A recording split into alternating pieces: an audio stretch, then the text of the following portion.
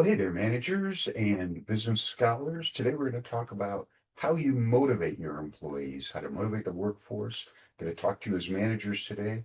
Understand not many of you are planning on going into management, but it's still important stuff to know. So here we go. Motivating the workplace. What we're going to talk about is the study of human relations and how it's important. We're going to look at some of the early studies that laid the groundwork. This is the earlier 20th century, right around it occurred with the industrial age. We're going to look at the human relations theories of Abraham Maslow, Frederick Herzberg. Um, we're going to look at some others, including theory X and Y by Douglas McGregor and William Ogee's theory Z.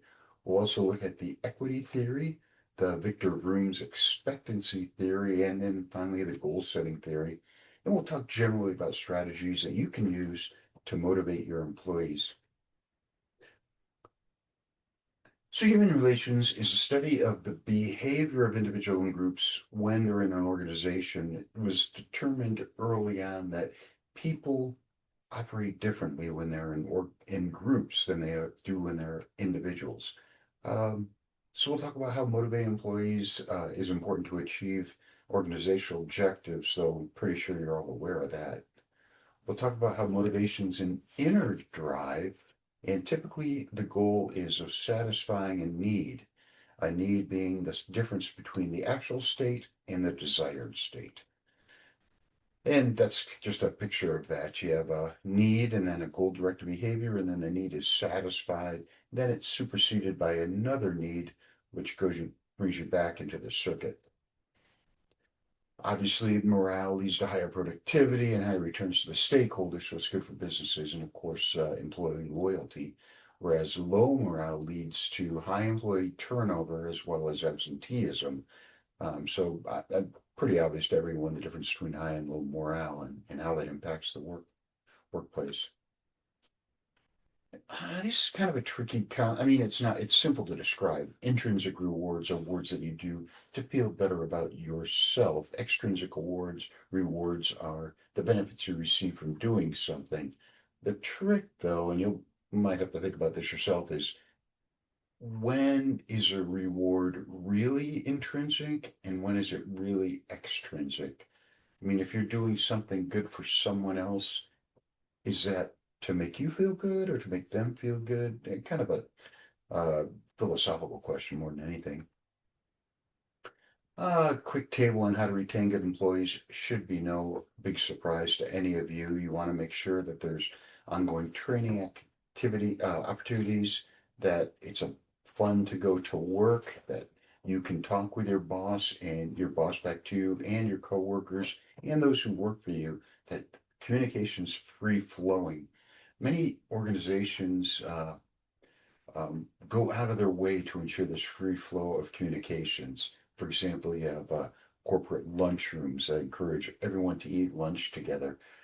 Elon Musk is really, really big on this. You'll see, like with SpaceX, he moves the engineers in with the rocket scientists so that if something is going wrong, they'll talk about it together.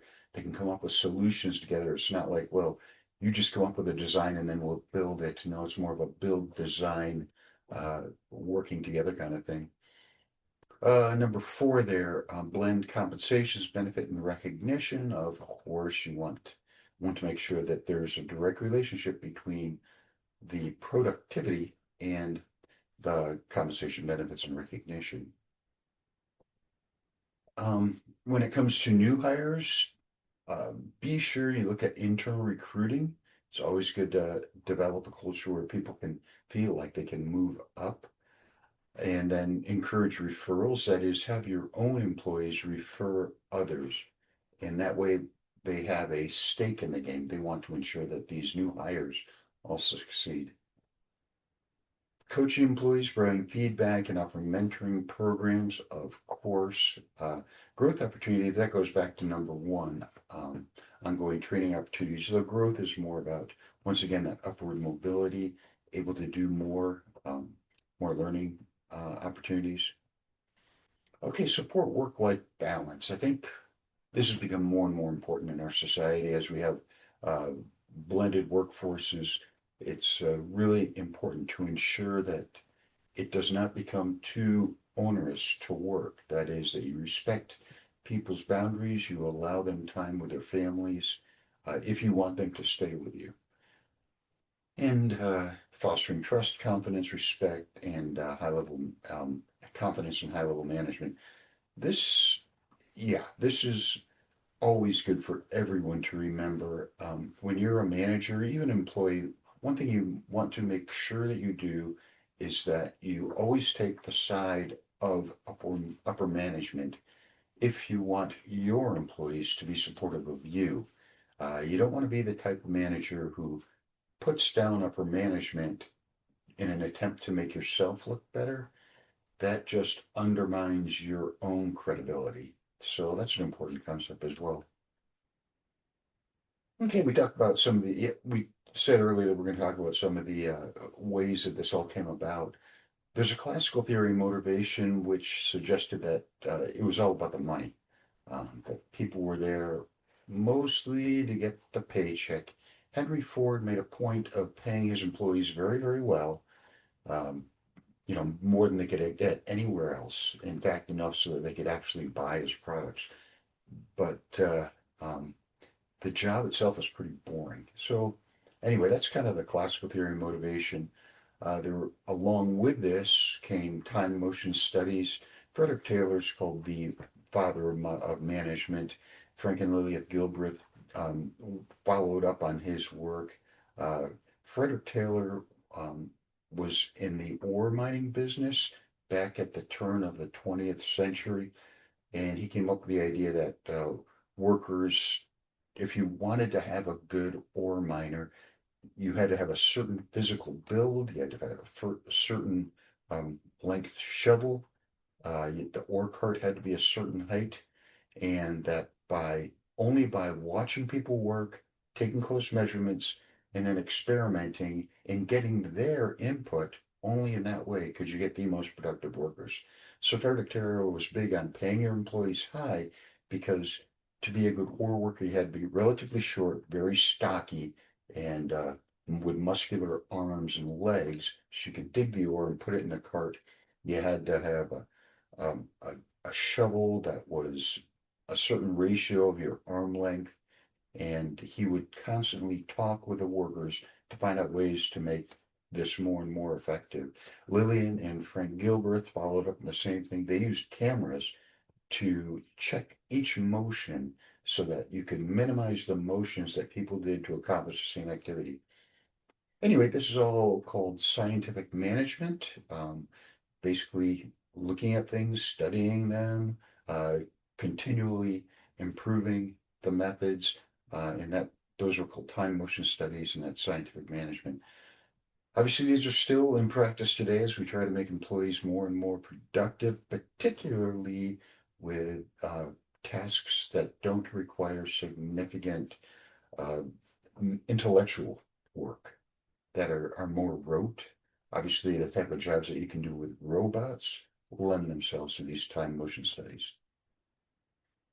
Then along came the study at the Hawthorne plant, uh, where so this is the early 20th century. The electric light bulb had come out, but it's very expensive. Window glass was also expensive relative to brick. So they wanted to enable workers to work, 24-hour shifts, keep the factory running. So they had used lighting, but they wanted to determine how much lighting was absolutely necessary in order for the employees to work hard. So they experimented with different degrees of lighting to see if employees could still put these parts into the radio to make sure they would still operate. Well, what they found out was that the amount of lighting didn't matter so much, but every time they measured someone working, they tended to be more productive. That was the determining factor. If people are being watched, they're going to be more productive. That's when they started to recognize that human impacted human behavior.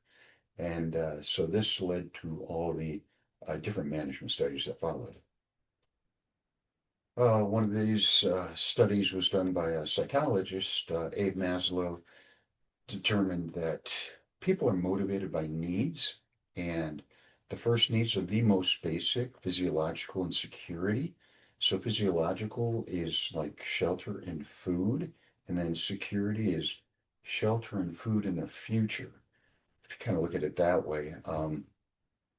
So he said that no one would be motivated by their social needs or their esteem needs unless first they were fed and sheltered.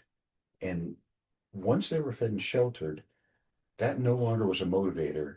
Then they wanted job security, food and shelter for tomorrow, that kind of thing. Now, once that security need was met, it's no longer a motivator. Then they go up to social needs, which are whether or not you enjoy going to work, whether you like the people that you work with or not. Once that need is met, it no longer motivates. After that, you're motivated by the desire to make those other coworkers respect you as a worker. That's the esteem needs. Are you recognized? Are you seen as a good employee in their eyes? And then Abraham Maslow said, the pinnacle of this needs theory is self-actualization. At the pinnacle, the employee goes because it's who they are. They believe they're doing their role, the correct role in the universe, and that's why they are doing what they're doing. Once they achieve that level, then the need for other people to respect them really goes away, because that's the sole need. So I think you can see that there's a lot of truth in that. You can argue, though, with whether or not employees can go for certain needs at the same time. And certainly in America, the bottom two needs are fulfilled by nearly any job you get, right? Even if you're working minimum wage, and minimum wage now in Idaho is probably, it's close to 16 bucks an hour. You can't hire anyone for less than that, even though the statutory minimum wage in Idaho might be 5.25 an hour or 7.25 an hour. Unless for servers, the real minimum wage is probably about 16 bucks an hour. You can't hire anyone for less than that. So at 16 bucks an hour, most physiological and security needs are met. So then you move on to the other needs. Do you like who you work with? And then do they esteem you? And finally, is this really what you want to do? Those become motivating factors in modern society, certainly in America. Okay, so then this guy Herzberg came along, Frederick Herzberg. He looked at Abraham Maslow's studies and said, "Yeah, that's correct, but it doesn't really quite put the nail. What really matters, there's things that motivate you, and then there's things that they just have to be there or you won't show up. Um, and these differ for everyone and every job. But he said, for the most part, physiological and security needs, even social needs, these are more hygiene factors. They don't motivate you to go there, but if they're not there, you will be dissatisfied. Uh, I teach at the college, obviously. We have a restroom not far from my office, not far from the classrooms. That doesn't motivate me to go to work. I'm sure that's not motivating. But if there was no restroom there, if, for example, I had to leave work, go back home anytime I need to use the restroom, I'd be extremely dissatisfied. That's kind of what this means. And obviously, this differs for everyone. If I'm a firefighter out in the woods, I don't expect the same sort of uh, physiological and safety requirements that I would for, a desk job as a professor at a college. So see how it differs for every job, every person. But then the motivating, Frederick Herzberg said that the motivating factors are things such as esteem, growth opportunities, self-actualization opportunities. These are the things that motivate you to go to work. Those hygiene factors, they don't motivate you to go to work, but if they're not there, you'll be dissatisfied. Um, I hope this makes sense. I think this really added on to Abraham Maslow's theory in a way that makes more sense. And sure, there's a quick list of some hygiene factors versus motivational factors. Uh, yeah, so hygiene factors would be like your salary. If your salary's satisfactory, if it's what you expect, that's good. It's not going to motivate you. Now, if you get bonuses, something like that, that might motivate you. But just your strict base salary, that's not going to motivate you. But if it's not where it should be, you'll be dissatisfied and likely to leave. um, Gaining responsibility, the work itself, recognition at work, achievement, advancement, personal growth. These are things that motivate your employees to go to work. These other things, they have to be there, but they're not going to motivate. Douglas McGregor came up with this theory X and theory Y. This is his view of how managers view their employees. He says that these are innate within you, um, that you really can't change it. Your attitude towards your employees is what it is. And he said generally people fall within, a spectrum, but some lean more towards theory X and some lean more towards theory Y. Theory X is that employees don't want to be there, that the only reason they're there is to get their paycheck, and you really got to watch them and ensure that they're doing their job. Otherwise, they don't want to show up. Generally, employees are going to avoid responsibility. They don't have much ambition. They just want the job and they want security. That's theory X. Theory Y, on the other hand, assumes that the employee is there because they want to be there, that they want to, on their own, better themselves at their work. And the average person accepts and seeks out more responsibility, and that there's there's potential out there that is not being used. That is, people are better and more um, motivated than their employees uh, allow or recognize. So that according to McGregor, a theory wine manager will tend to let the employees run with an idea, let them come up with their own solutions, because they are very motivated to use their ingenuity and their intelligence to come up with better ideas. That's the whole idea between theory X, theory Y, is that's typically the way managers are. Not much you can do to change it, um, but certainly there's some value in recognizing that. Doesn't Your book doesn't talk about theory Z. There's another William Ochi talked about theory Z, which was that, and this is more the organization's attitude to the employee and the employee's attitude toward the organization. And this came out of some studies in Japan, that workers at Toyota wanted to be there because they felt like the Toyota organization was part of their family, that they were part of the Toyota family. They wanted to work with that their work would be recognized, that it was a long-term relationship, and they wanted to do well because they wanted this company to be around for a while. You can see why Theory Z doesn't apply so much in the States, where we're far more fluid, that we move around a little bit. I mean, from my background, as you can see by behind me, I think you get a little more of this in the military or in service industries. How about that? Firefighters, policemen, um, nurses, doctors, where they feel like what they're doing is important for that organization, and that the organization takes care of them because they go above and beyond doing what's required of them. That's kind of theory Z. And you can see how it certainly differs from theories X and theory Y.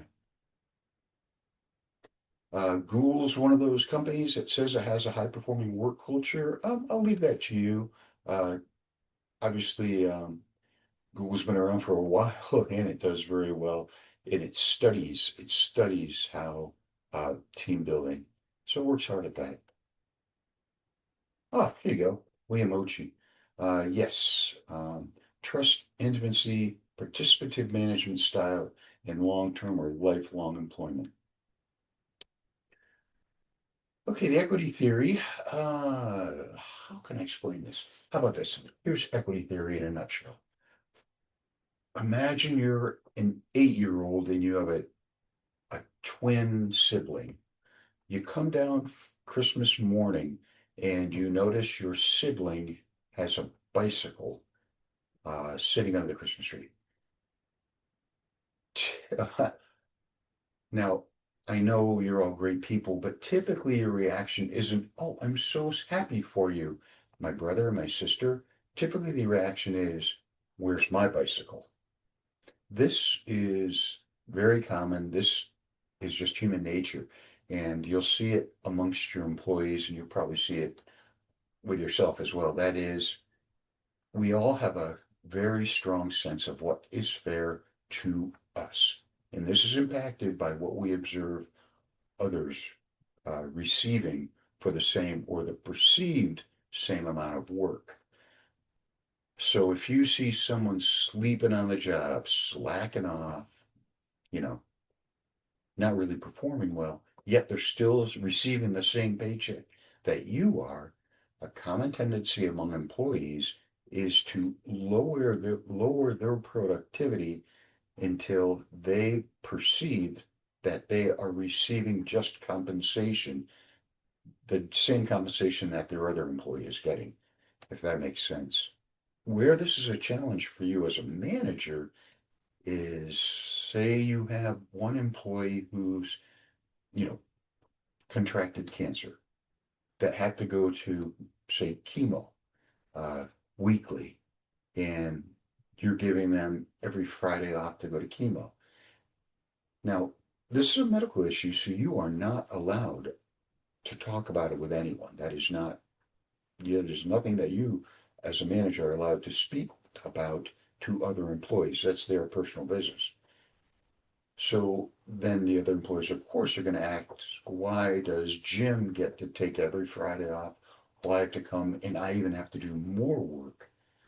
So motivating those employees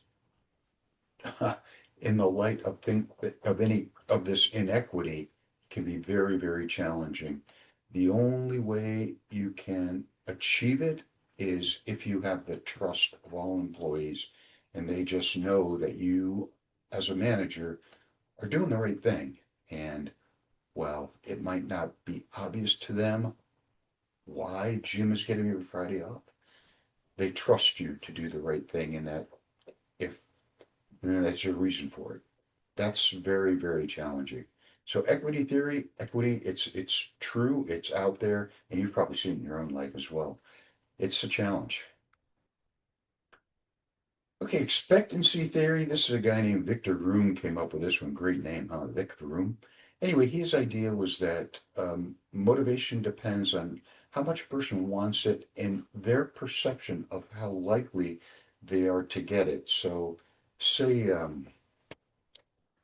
say I want my son to be a good golfer. Okay, I can tell him to go to the driving range every day because that will make his drive go further, and that in turn will lead to a lower goal score. Now, if my son does not, or rather, if he goes to the driving range, but he sees that it's not improving his drive, or if he discovers that even having a longer drive doesn't help his golf score, or three, and probably most important, if he doesn't care if he's a good golfer, then he will not be motivated to go to the driving range. So those are the three factors that go into it. One, is it going to be worth the effort? Does the effort achieve something? Does that achievement have a result that I'm expecting? And finally, do I care about the result? That's expectancy theory. I think we all agree it's true. It is kind of fun to break it down like that um, when you're trying to get your employees motivated to do something. And then goal setting theory, just think of this as management by objectives. Typically, the employee and the manager will sit down together, chart out the goals for the betterment of the organization and the betterment of the employee for the next, say, 6 months, a year, and see what would be realistic achievement points, and then work together, write those down, and then compensate and reward based on achievement of those objectives. That's fundamentally goal setting theory, and many, many, many businesses use that, as you might imagine. Behavior modification. This is challenging for to modify the behavior of adults, but basically it goes in, B.F. Skinner's kind of philosophy of reinforcement. That is, like training your dog. If a puppy is messing up in the on the rug, you might punish them, or you might reward them for better uh, outcomes, that sort of thing. Uh, that's the idea of reinforcement behavior. With humans, obviously, rewarding is far more appropriate and far more possible than um, punishing. Typically, unless you're, you know, in the military, uh, typically you can't punish your employees, though you can keep things, keep them from getting things. Certainly, withholding bonuses, salary increases, promotion, that sort of thing. In generally, though, if the behavior is not ideal in America, you can just let them go. Uh, so it kind of takes care of itself with that regard. Interesting to look at this when it comes to unionized employees, like teachers' unions, for uh, kindergarten, secondary school. Very difficult to fire anyone. Uh, Public service unions, government workers, very difficult to fire them. So uh, behavior modification becomes really, really challenging. Ways you can motivate your employees is the design of the job itself. Um, So there's a theory called the jobs characteristics theory that says if you design a job with these characteristics, people will tend to be motivated. It's like, well, do they have a fair amount of autonomy in their job? Do they get feedback for their job? Do they have task identity? That is, when they accomplish something, that can they see that they had accomplished it? Can they recognize that it's, a job worth doing? Do people recognize it as a worthwhile uh, job? These all go into, if you design a job with these characteristics, the idea is that the employees will be motivated. Just you don't have to entice them with increase in salary, above and beyond what, they meets the hygiene factor. They'll want to be there because the job itself is satisfying. You can also improve this by job rotation, moving them around so they can see other jobs, not get so bored of a task. Job enlargement means giving more different duties in the workspace. Similar to job rotation, except at the same time they're doing more things. Typically, this means you have to simplify each job because you're not going to have that job specialization. And finally, job enrichment. This is where you increase the autonomy, increase their own ability to work on a project on their own, and their ability to decide when it's done, when it's good enough. All this goes into job enrichment. And then here's some benefits of job rotation, which of course you understand. If you want your employees to be able to take your job as manager, you better teach them all the things and this is primarily lower level moving up, but it kind of goes all the way up the chain. If you imagine I don't know, someone who is working at Kohl's and they're doing a great job, you think this employee's got potential to move up the ladder. Well, you might move them around. So now they're not just doing stocking, they're also doing customer service, they're working the register, kind of getting a taste of every job around there so that you can move them up a ladder and develop those skills, soft skills that they need as they go on up. Other things that can motivate employees, things like flex time, a compressed work week, that is, working instead of 8 hour days, work 4 10-hour days. Flex time is typically you allow the, say you have a core time, everyone needs to be there from, I guess it's kind of work with college. I have to be there when I'm actually teaching, but I also have to be on campus a certain number of hours, but I have flexibility over that. That's kind of flex time. Job sharing is when you know, my wife and I have kids, and I can't do the whole job by myself, but the two of us can do this whole job. So sharing the responsibilities, taking lower pay, but remote work became big post-COVID as you leave, or during COVID and post-COVID. Hybrid work means going in full-time, or rather going into the office certain days a week, remote work other hours, that sort of thing. And finally, asynchronous, that is, you have to work, but not necessarily when everyone else is working, independently on any schedule. Asynchronous work. That's when you have a task, you give them the tasks, as long as they complete it, that's all you care about. There's the idea of having a core time.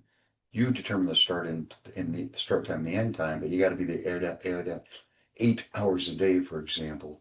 But I need you there from 10 to 2, that kind of thing. Remote working, you know what that is. That's just telecommuting, that sort of thing. Okay, as far as motivating employees, you know why it's going to improve their loyalty, boost their productivity, and their um, influences everything about the job. So, yeah, of course you want your employees to be motivated, and it's worth your time as a manager to motivate them. So fundamentally, I think through this chapter, we talked how human relations is very, very important. We talked about some of the theories that went into understanding employee motivations, particularly with those Hawthorne studies.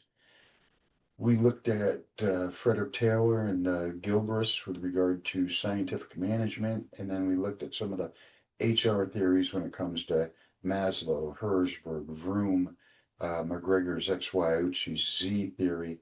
Talked about equity theory, fairness, expectancy, and then goal setting. And then we talked about some things that just strategies that managers can use to motivate employees, and maybe employees can use to motivate themselves. That kind of wraps it up. I hope that works for you, and have a great day. Thanks for hanging out.